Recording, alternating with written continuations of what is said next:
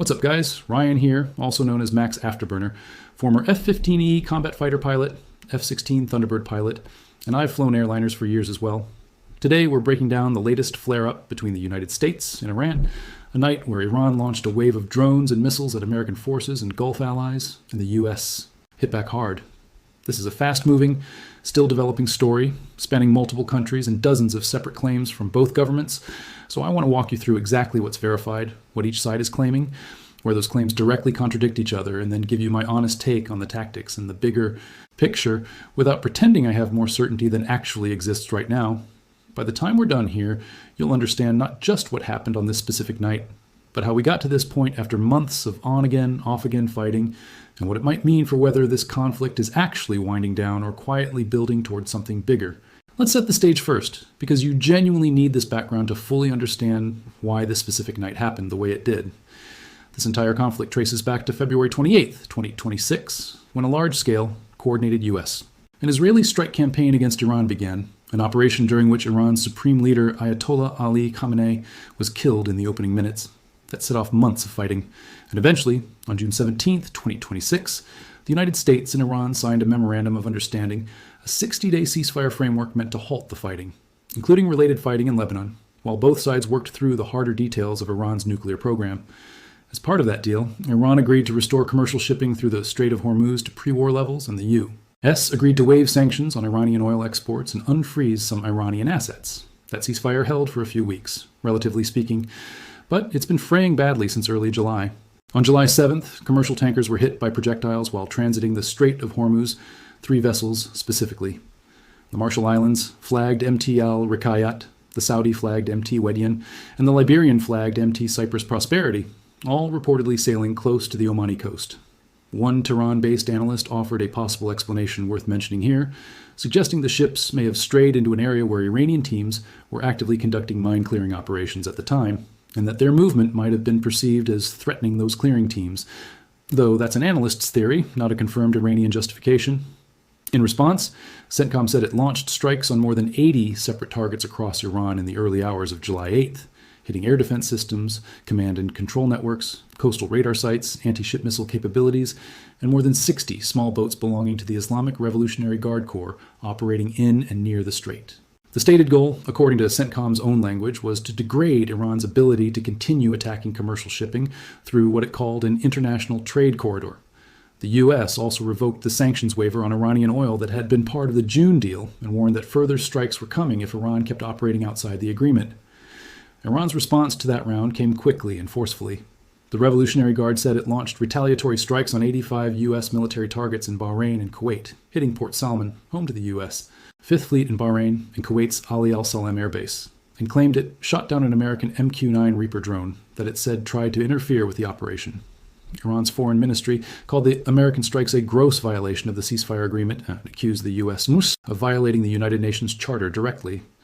Iran's parliament speaker, Mohammad Ghalibaf, posted publicly that the strikes, the reimposed sanctions, and continued Israeli operations in Lebanon together amounted to major violations of the deal, adding that Iran, in his words, doesn't fold.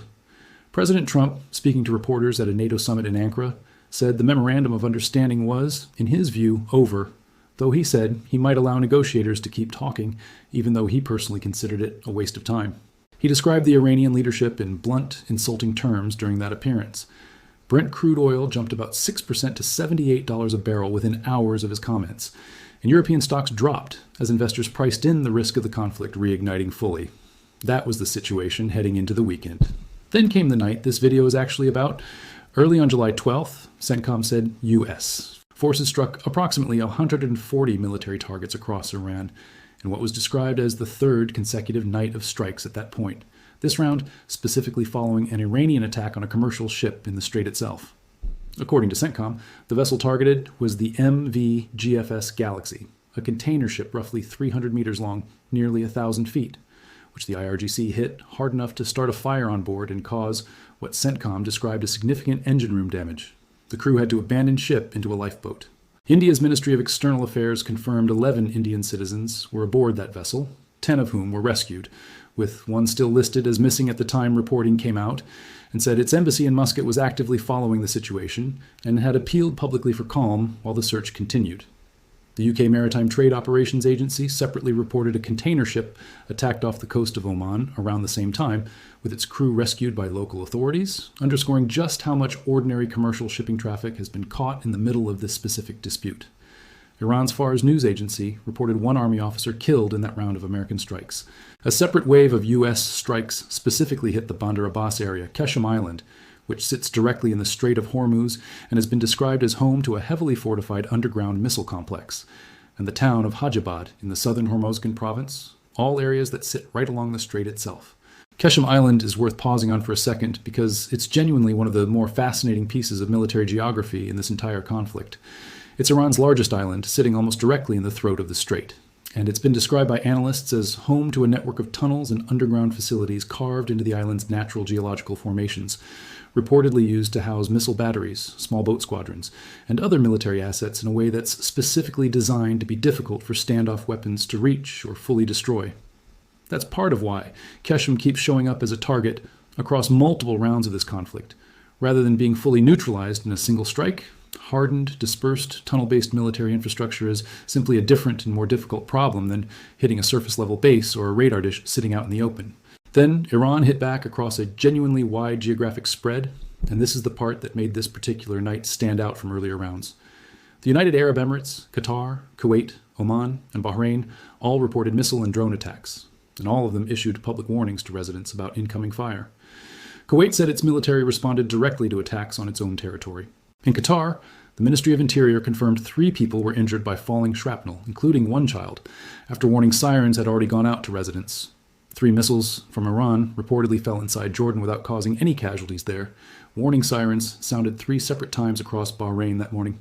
Iran's Revolutionary Guard laid out a specific target list in its own public statements, and I think it's worth going through it item by item, because comparing Iran's claims against what the host nations themselves reported is exactly the kind of gap you need to pay attention to in a conflict like this. The IRGC said it targeted a U.S. radar site in Kuwait. It said it destroyed a command and control center along with drone hangars at a military base in Jordan used by American forces. It claimed a fighter jet maintenance facility inside a base in Qatar that's also used by the U. Hess was destroyed, though Qatar's own government said every single projectile aimed at it was intercepted, a direct contradiction of Iran's claim. Iran also said it targeted a U.S. aircraft carrier support and refueling platform at the Omani port of Duqm, which sits outside the strait itself, and Oman's state news agency separately reported that drones targeted the Musandam Peninsula that same morning. I want you to notice that pattern because it's not unique to this specific night. It's been a consistent feature of this entire conflict. Iran's government claims specific facilities were destroyed. The countries actually being hit frequently say their air defenses intercepted the incoming fire entirely, with no successful strikes at all. Both of those things can't be simultaneously true about the same target, and neither government is a neutral party reporting on its own performance.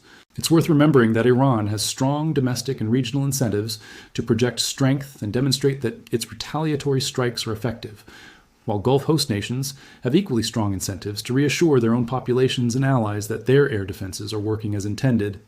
Both of those pressures shape how each side chooses to describe the exact same set of events, which is precisely why relying on a single government's account of any strike is a genuinely risky way to understand what actually happened.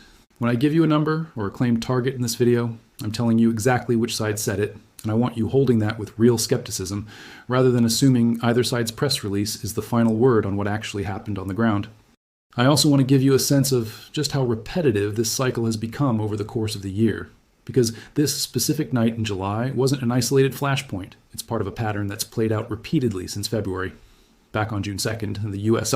and Iran traded fire in what was, at that point, the 5th day in just over a week that the two countries had exchanged strikes, with Iran launching drones and missiles at both American forces and commercial shipping, and the U.S. responding by shooting down the incoming projectiles and hitting Iranian military facilities directly. American officials at the time kept insisting an ongoing ceasefire remained technically in effect, even as that round of fighting was happening in real time, which tells you something about how elastic the definition of ceasefire has become in this specific conflict.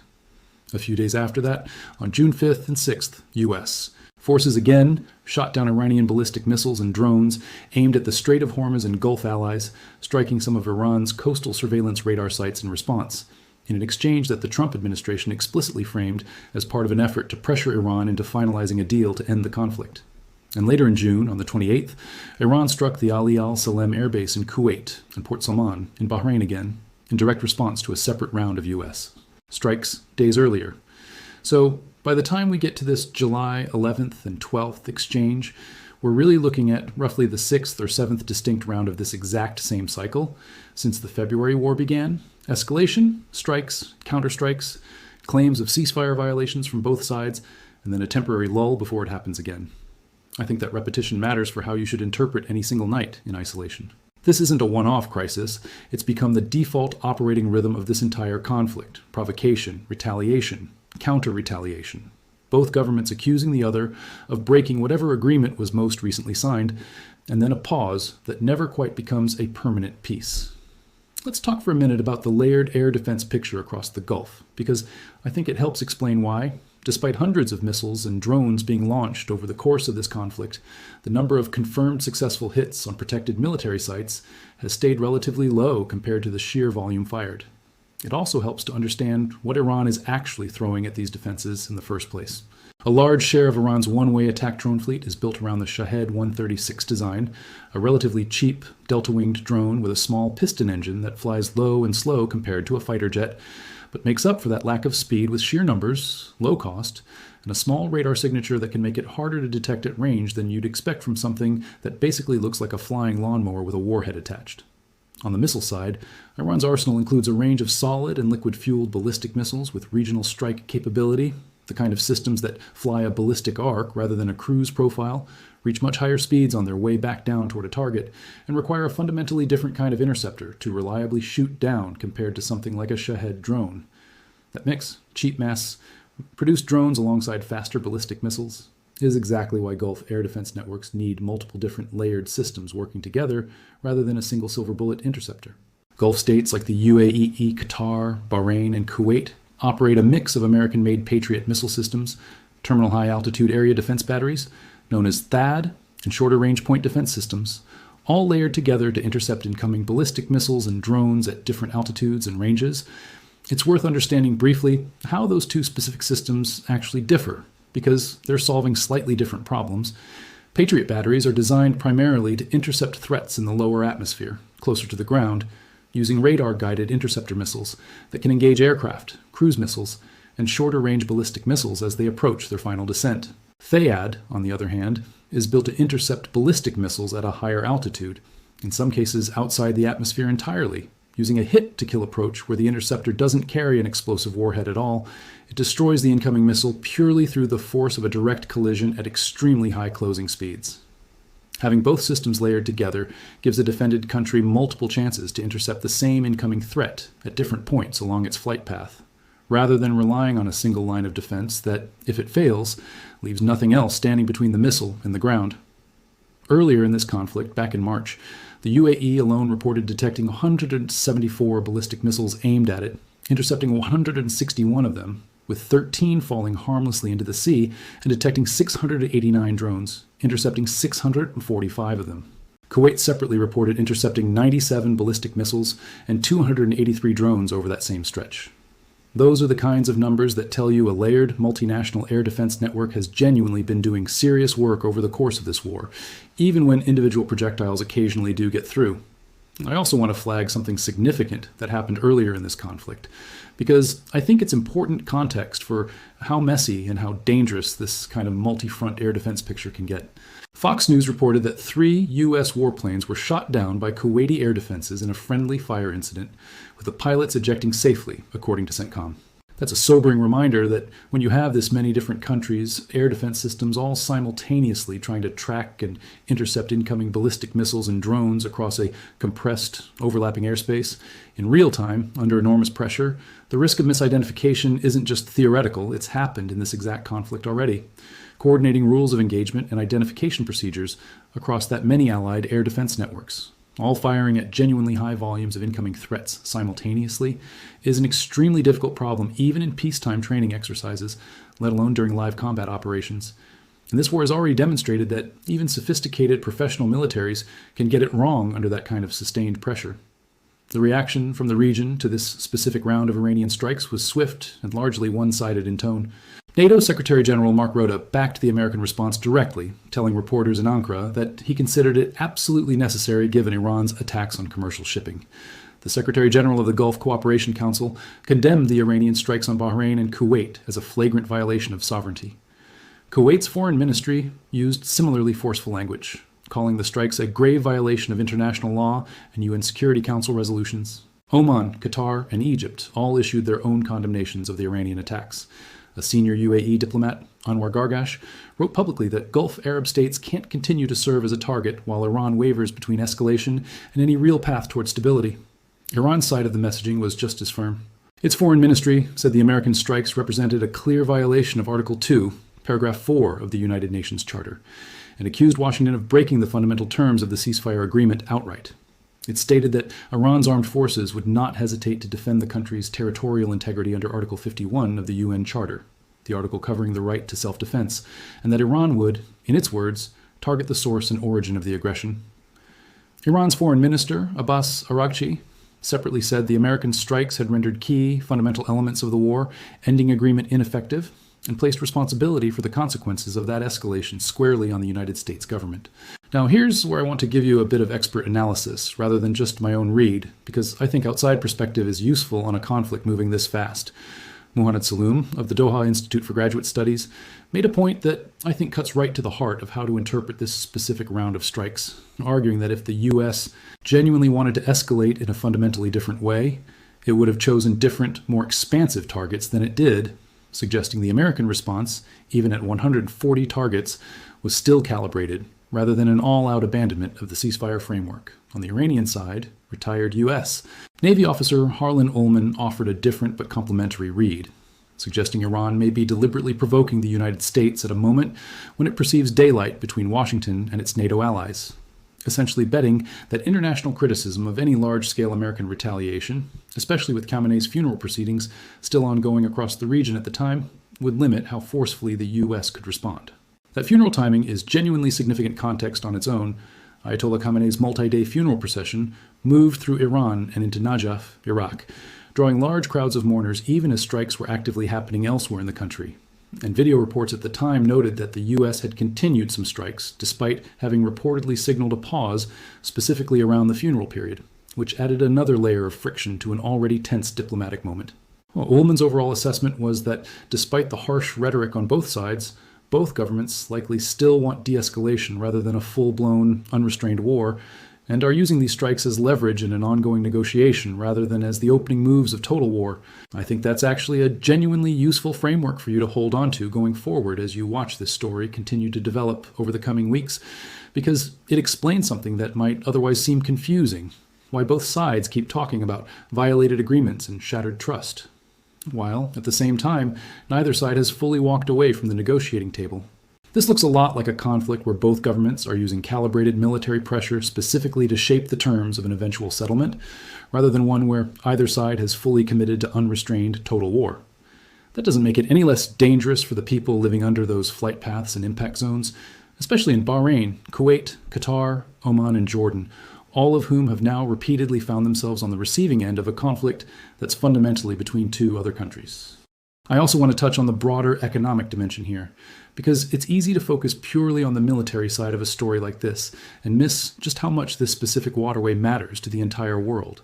The Strait of Hormuz remains the central sticking point in these negotiations, because such an enormous share of global oil and liquefied natural gas exports has to physically transit through it.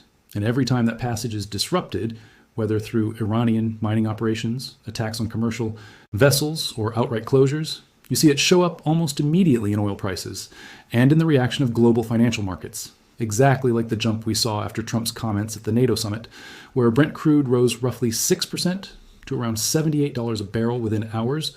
European stocks fell about 6%, the dollar strengthened, and government bond yields climbed as investors repriced the risk of renewed inflation tied to energy costs. That's part of why so many countries with no direct military role in this conflict, from European allies to Gulf neighbors to countries like India, whose citizens serve on commercial crews transiting these waters, have such a direct stake in how this specific dispute over the strait eventually gets resolved. There's also a sanctions and economic pressure dimension layered on top of the military one that I think matters here. When the June 17th memorandum was signed, the U.S. Treasury granted Iran a full 60-day waiver allowing it to keep selling crude oil, specifically to give Tehran an economic incentive to keep the strait open and stay engaged in negotiations, with that waiver originally set to run until August 21st. Following the July 7th strikes on shipping, the U.S.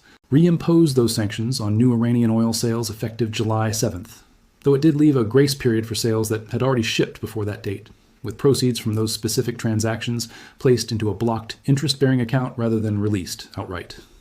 One Al Jazeera correspondent reporting from Tehran described oil and petrochemical exports as almost the only economic lifeline sustaining Iran's economy right now, which tells you just how much leverage this specific sanctions lever actually carries in these negotiations, separate entirely from the missiles and drones. Let me give you my honest professional opinion here.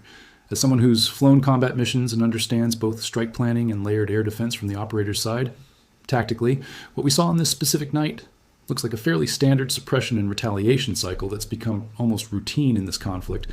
Iran hits shipping or provokes in some way. The U lists. S responds with a broad strike package against air defense, radar, and naval assets tied to the provocation.